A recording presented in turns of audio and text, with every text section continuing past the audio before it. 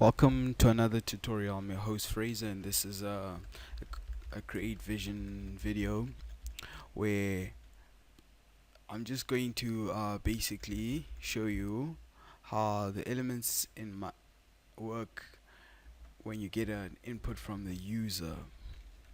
Okay, let me just fix this. Elements in a list. Okay. So, what does this program do? Basically, what this program does, let me get to the front. It gives you a number of months. You type in January, February, March, April, May, all the way till December. Okay, that is my list of months. Okay, so after I display my months to you, I ask you for an input, and that input is a number, an integer from 1 to 12, and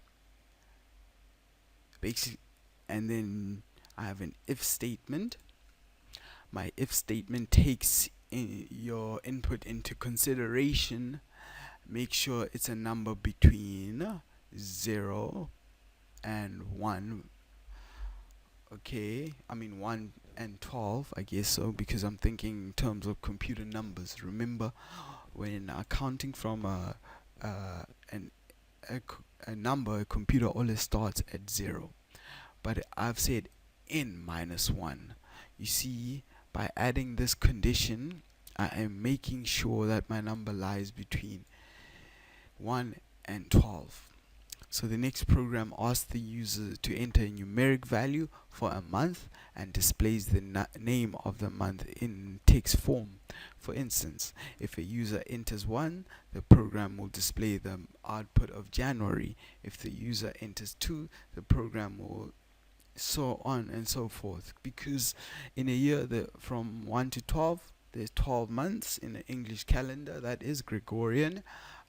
There's 1 to 12 months, and it's January all the way through to December, and the corresponding number of months is 1, 2, 3, 4, 5, 6, 7, 8, 9, 10 all the way till 12. So let's run this program.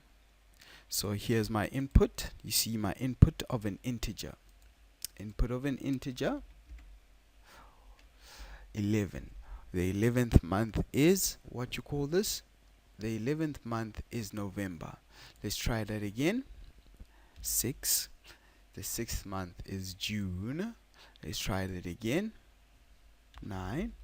The 9th month is September. Let's try that one more time. 1 at the beginning of the year. The 3rd month is March. Okay, now what if I choose a number that goes beyond my if statement condition, the range that which I gave in my if statement? What if my number goes beyond this? So I'm gonna, for instance, give you month 24 months, for instance.